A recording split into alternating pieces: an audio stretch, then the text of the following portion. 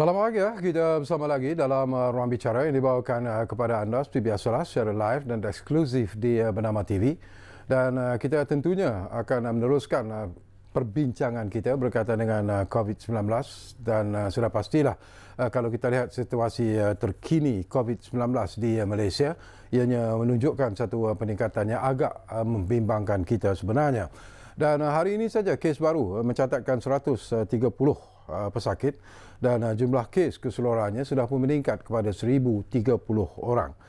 Dan jumlah kematian ini yang agak mendukacitakan kita kerana difahamkan bahawa ianya telah pun melibatkan seorang lagi mangsa wabak COVID-19 di Sabah. Jadi jumlah kematian sudah pun meningkat kepada 3 orang. Jadi kita harap langkah-langkah yang diambil oleh Kementerian Kesihatan Malaysia dan juga kerajaan sendiri seharusnya lah dipatuhi oleh rakyat bagi mengekang penyebaran wabak COVID-19 ini. Baik, dua tetamu sebenarnya sudah pun berada bersama saya untuk bercakap tentang COVID-19, risiko besar menanti.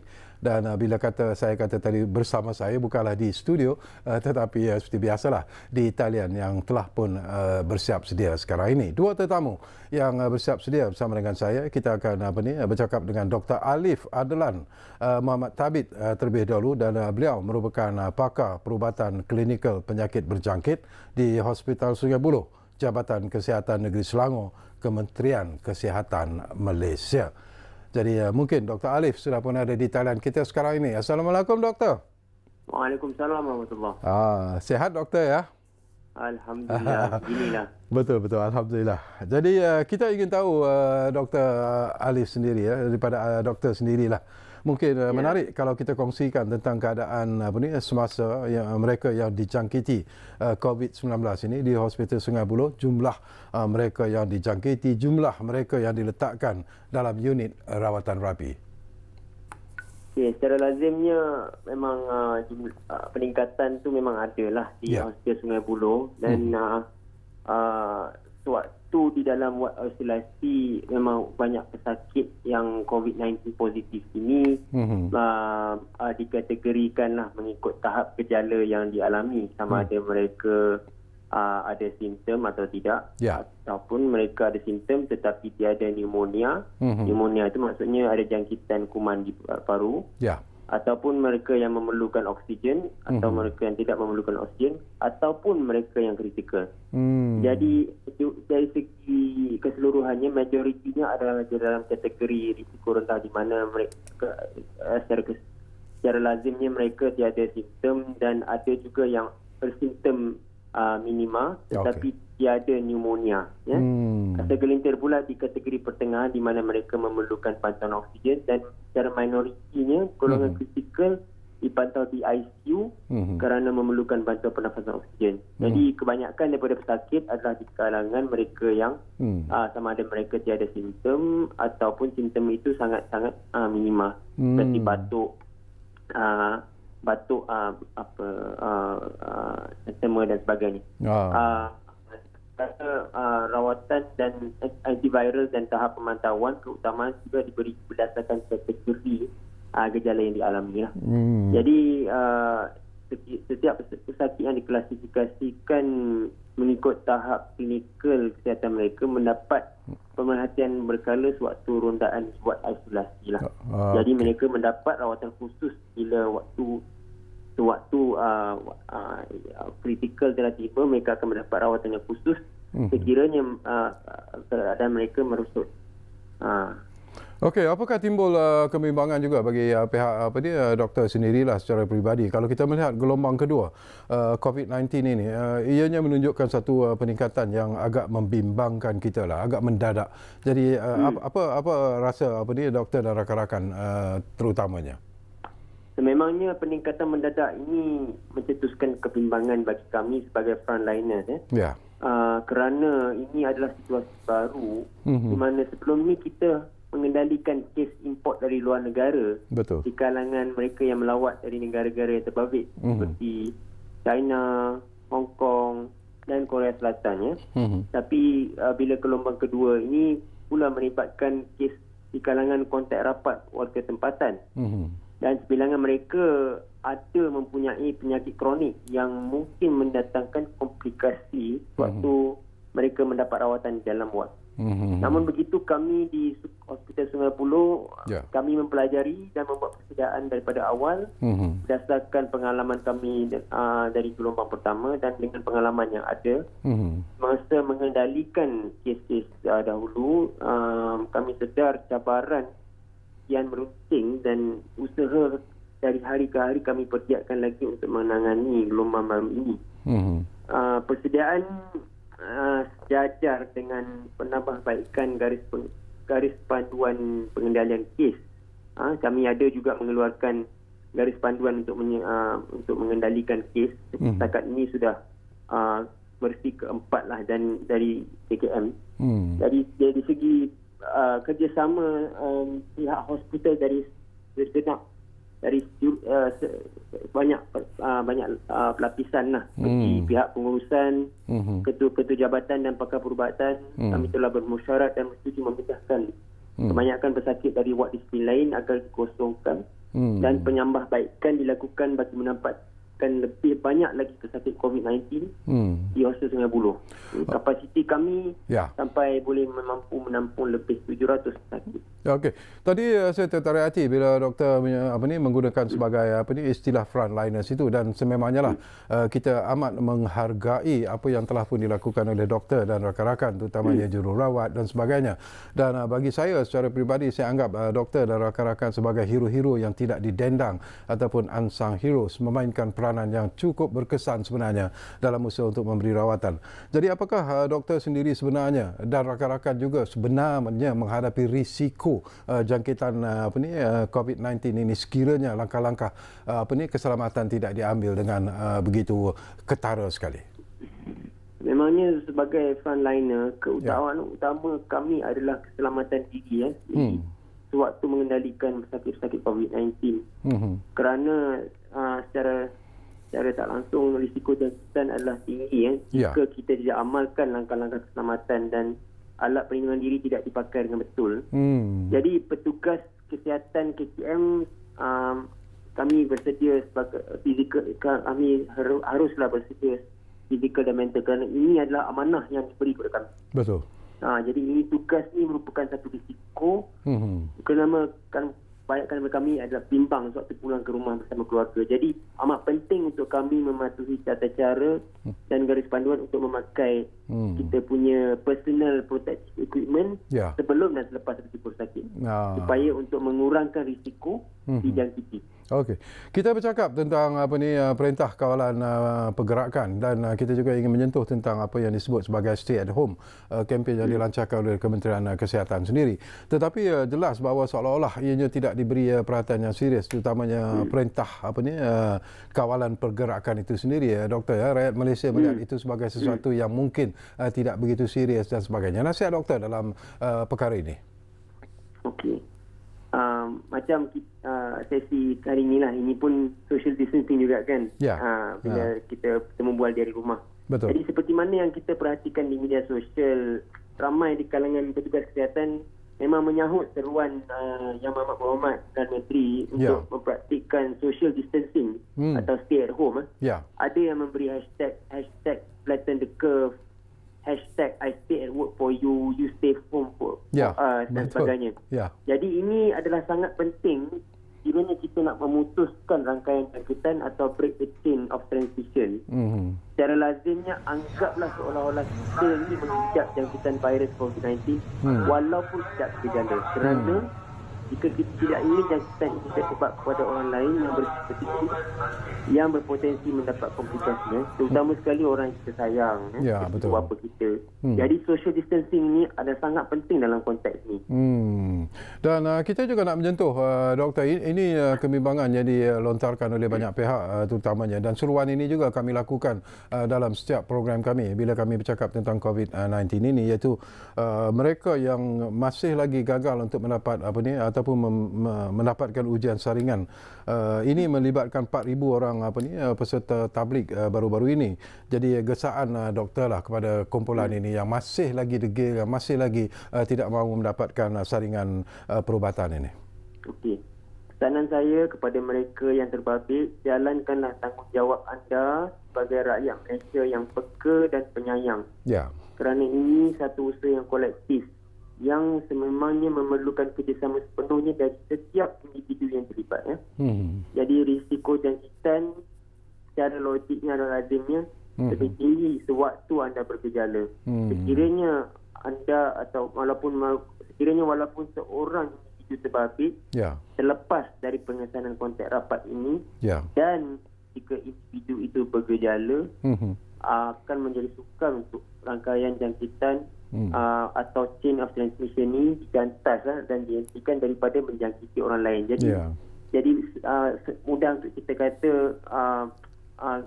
usaha itu gagal lah sekiranya tak dapat kerjasama setiap pelusuk masyarakat yang terlibat. Okey, baik. Akhir sekali doktor, seringkas-ringkasnya lah sebelum kita berehat di ruang bicara ini, jaminan dan dari Kementerian Kesihatan Malaysia sendiri, jaminan daripada Hospital Sungai Buloh sendiri bahawa sesungguhnya Hospital Sungai Buloh mempunyai segala kemudahan dan juga facilities untuk menampung pesakit-pesakit COVID-19 ini sekiranya ianya meningkat. Okey. Sungguh berat sekali pernyataan tersebut. Kita sebagai warga Hospital Sungai Buloh dan sebagai pusat rujukan kebangsaan penyakit berjangkit, terutama sekali COVID-19 ini, kita akan cuba sedaya upaya kami untuk membendung penyakit COVID-19 ini dengan bersungguh-sungguh. Dengan apa, tapi kita juga memerlukan sokongan moral dan juga kepercayaan daripada masyarakat. Jadi sekiranya kami boleh menjalankan tanggungjawab, kita pun menggesa ataupun merayu masyarakat untuk menjalankan tanggungjawab mereka untuk mematuhi apa yang telah disarankan oleh Yang Amat Berhormat Perdana Menteri dan juga Kementerian Kesihatan agar kita boleh membendung penyakit ini bersama.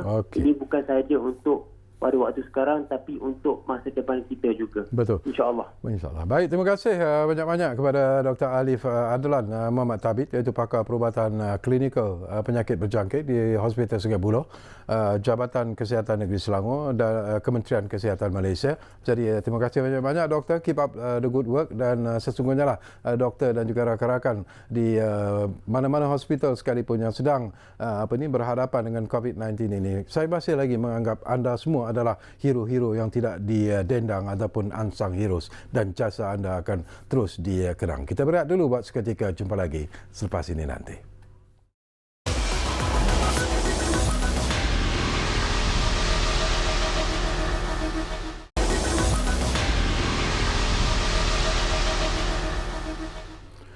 Baiklah, kami berterima kasih kerana anda masih lagi bersama kami di ruang bicara ini yang kami bawakan kepada anda secara live dan eksklusif di Bernama TV, dan kita masih lagi bercakap tentang COVID-19, risiko besar menanti, dan seorang lagi tetamu yang sudah pun bersiap sedia di Thailand kita sekarang ini. Kita mengucapkan terima kasih kepada yang berbahagia Dr. Priya Ragunath, iaitu Ketua Sektor Kesihatan Pekerjaan dan Alam Sekitar Kementerian Kesihatan Malaysia. Apa khabar doktor?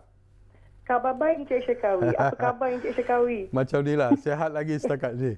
Bagus. Okey, doktor, kita nak bercakap tentang apa lagi lah kalau bukan COVID-19 ini. Kita tahu bila kita bercakap tentang COVID-19 ni doktor, kadang-kadang ialah kaki tangan yang bertugas di hospital juga tidak terlepas sebenarnya daripada wabak penyakit ini sekiranya mereka tidak berhati-hati. Jadi dari segi kesihatan dan juga keselamatan mereka tu juga perlu dilindungi. Apa SOP sebenarnya yang dititik beratkan doktor? Okey, Encik Syekawi. Sebenarnya kami di Kementerian Kesihatan telah menyediakan tata cara SOP pengendalian bagi anggota KKM semasa wabak COVID-19 ini, di mana khususnya kami telah memberi tata cara yang sewajarnya supaya anggota dapat merawat dan mengendalikan pesakit COVID-19 dengan selamat dan sihat. And actually tata cara tu pun kami kemas kini dari masa ke semasa mengikut perkembangan keadaan. Okey. Dan saya difahamkan doktor, berlaku seorang doktor yang dilaporkan baru pulang dari Turki pada 8 hari bulan Mac yang lalu, dan dilaporkan positif COVID-19. Apakah apa yang berlaku sebenarnya dan apakah SOP-nya masih semasa ataupun ada sedikit berubah sekarang ini? Ya, Cik. Sebab bila seseorang doktor tu pergi ke luar negara dan balik dan mungkin positif, dan jika seseorang tu dapat positif, kami tak pastikan daripada travel ke tempat kerja, so kami akan menyiasat dulu untuk memastikan bahawa seseorang tu sama ada dari tempat kerja ataupun daripada tempat melawatnya. Tapi jika katalah seseorang tu balik daripada negara dan didapati positif, SOP-nya tak berbeza sebenarnya untuk anggota tersebut. Kami memang akan merawatnya sama seperti semua pesakit lain, because gejala dan rawatannya sama juga, tak ada beza untuk doktor. Tetapi SOP kami pun sedia ada boleh digunakan dan kekal akan digunakan lah sehingga ada keperluan untuk menukar SOP kami.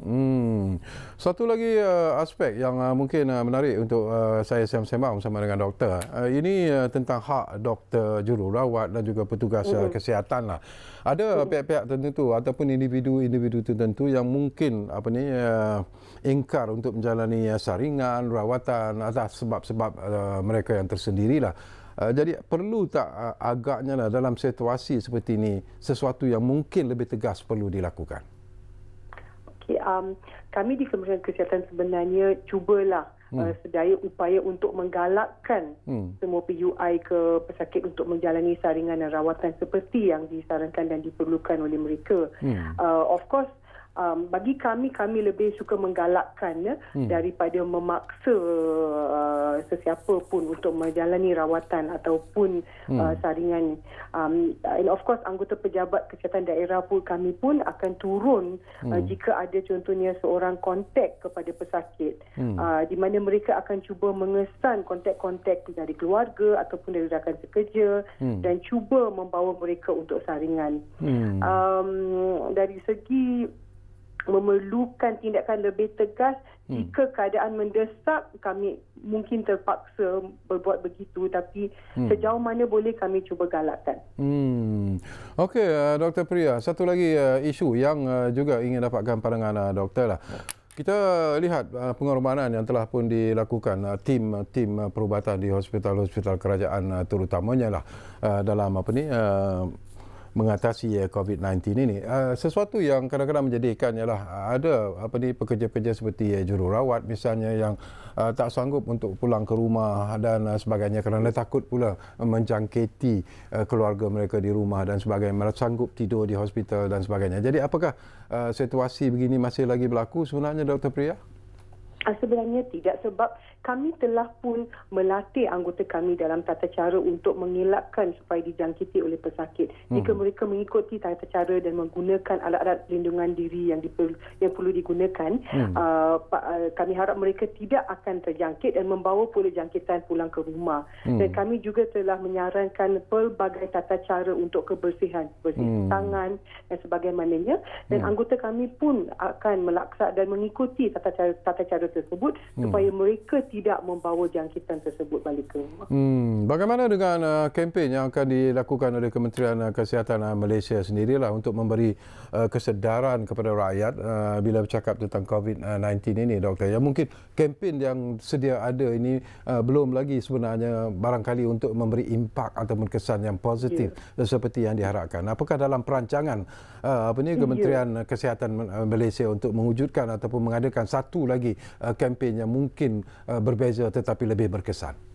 Ya, kami sebenarnya kempen kami boleh dikatakan agak berterusan daripada mula lagi bulan Januari hingga sekarang. Kami masih meneruskan kempen dan sebenarnya banyak tata cara kempen telah kami menggunakan. Contohnya bukan saja memberi maklumat dan nasihat melalui infografik dan juga memberi statistik melalui kita punya press statement seharian. Kami juga telah menggunakan virtual advisory, iaitu advisory secara online di mana orang ramai boleh masuk ke laman web kami di mana ada satu site yang dikatakan Ask Doktor, Tanya Doktor, di mana di situ mereka boleh mendapat nasihat-nasihat tertentu tentang mana boleh dapat saringan, perlu ke saringan, dan kami juga ke arah virtual clinic juga. Jadi di sini kami cuba menggunakan media sosial juga dalam cara memandangkan sekarang rakyat semua bertumpukan kepada media sosial. Betul. So kempen kami sekarang bertumpu kepada media elektronik dan media sosial. So di mana kami mengharapkan menggunakan media sosial tu kami dapat menyebarkan maklumat kepada lebih ramai orang ramai, dan juga dengan memberi statistik dan juga infografik, kami harap mereka ini akan menukar fikiran mereka untuk tampil ke depan dan untuk mengikut apa yang kami sarankan. So I think kempen kami memang berubahlah selalu, dan I think kami memang telah mencuba kebanyakan cara yang sedia ada untuk melakukan kempen. Secara peribadi, Dr. Priya, apakah anda kecewa dengan apa yang berlaku sekarang ini? Walaupun kerajaan telah pun mengumumkan perintah kawalan pergerakan, ini dah masuk hari yang ketiga, tetapi respon daripada rakyat masih lagi menganggap bahawa seolah-olah perintah kawalan pergerakan itu tidak penting dan sebagainya. Secara peribadi, apa yang apakah anda kecewa sebenarnya? Yalah, mungkin kami kecewa. Saya kecewa sedikit bahawa rakyat, ada antara rakyat, bukan semua, yang masih mengingkari apa yang diarahkan. Walau bagaimanapun manusia tetap manusia lah. Kami kena faham bahawa manusia mungkin susah untuk mengubah fikiran manusia. Itu adalah satu cabaran besar bagi kami.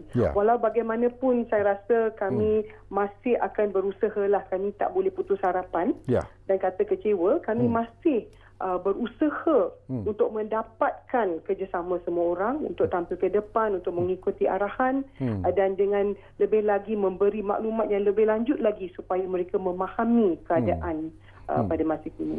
Okey, akhir sekali, kalau keadaan seperti apa yang berlaku sekarang ini berterusan, sambutannya agak dingin tentang perintah kawalan pergerakan dan sebagainya. Secara peribadi juga, apakah doktor merasakan mungkin masanya akan sampai nanti di mana tindakan mengikut undang-undang dan juga akta yang sedia ada perlu dilaksanakan? Saya rasa, saya haraplah tidak akan jadi sampai begitu. Begitu. Walau bagaimanapun saya rasa jika kami teruskan dalam perjalanan kami mengikut arah sekarang, saya rasa kami bolehlah capai usaha. Sebenarnya tujuan penyekatan perjalanan ini adalah untuk memecahkan rangkaian jangkitan. Betul. Okey. So kami harap dengan rangkaian jangkitan ini dipecahkan selama 14 hari ini, kemungkinan kami boleh menurunkan impak penyakit ini di kalangan rakyat. Dan diharapkan dengan itu I think keadaan akan lebih senang untuk kami menangani keadaan COVID-19 ini. Dan bagi saya ke arah itu jugalah. Okey. Terima kasih banyak-banyak Dr. Priya Ragunath kerana sudi bersama kita di ruang bicara ini. Tak cukup masa sebenarnya, banyak lagi yang ingin saya kongsikan bersama dengan doktor, tapi mungkin di masa-masa yang akan datang nanti doktor kita dapat bersama lagi untuk bercakap tentang COVID-19 ini, kerana ini merupakan satu isu yang sebenarnya akan terus menjadi perhatian rakyat Malaysia. Dan kita harap apa yang telah pun dilakukan oleh Kementerian Kesihatan Malaysia setakat ini mungkin dalam sedikit masa lagi akan menunjukkan kesan yang cukup positif, dan akhirnya rakyat mungkin akan merasa selamat daripada wabak COVID-19 ini. Dan terima kasih banyak-banyak kepada anda yang bersama kami di ruang bicara ini, dan insyaAllah ruang bicara akan terus berbicara bersama anda dari masa ke semasa. Kita jumpa lagi. Assalamualaikum.